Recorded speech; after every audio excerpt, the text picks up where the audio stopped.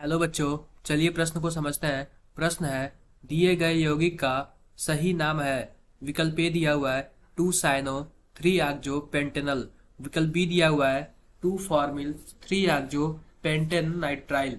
विकल्प सी दिया हुआ है 2 साइनो 1 3 पेंटाडाइन। और विकल्प डी दिया हुआ है 1 3 डाई आक्जो 2 साइनो पेंटेन। तो सबसे पहले बच्चों प्रश्न की मुख्य अवधारणा समझते हैं कि प्रश्न की मुख्य अवधारणा क्या है। लिखते हैं यहाँ पे मुख्य अवधारणा।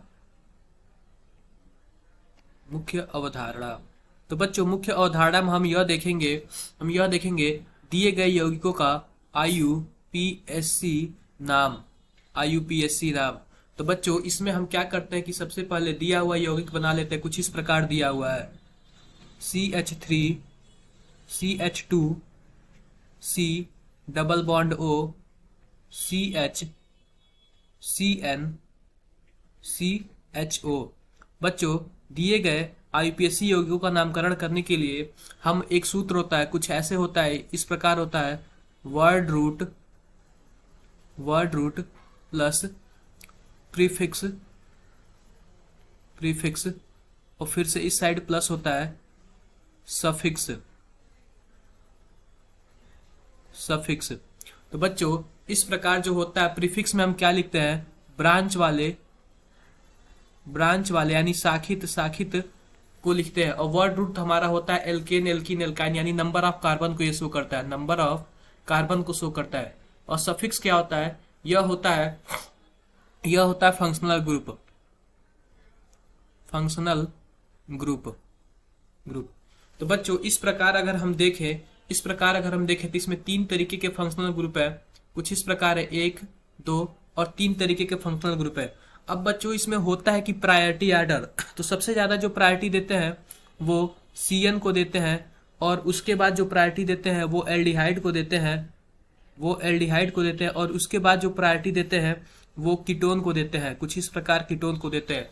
तो बच्चों जो सबसे ज्यादा प्रायोरिटी देंगे हम CN को देंगे, इसलिए नंबरिंग कुछ CN से स्टार्ट होगा। तो नंबरिंग हम कुछ इस प्रकार करते हैं 1 2 3 4 5। और ये जो होंगे ये ब्रांच जैसे काम करेंगे। तो बच्चों अगर हम देखें तो कुछ इस प्रकार इसका नाम, अगर ये प्रीफिक्स में है तो इसका नाम ऑक्जो होता है और इसका नाम फॉर्मिल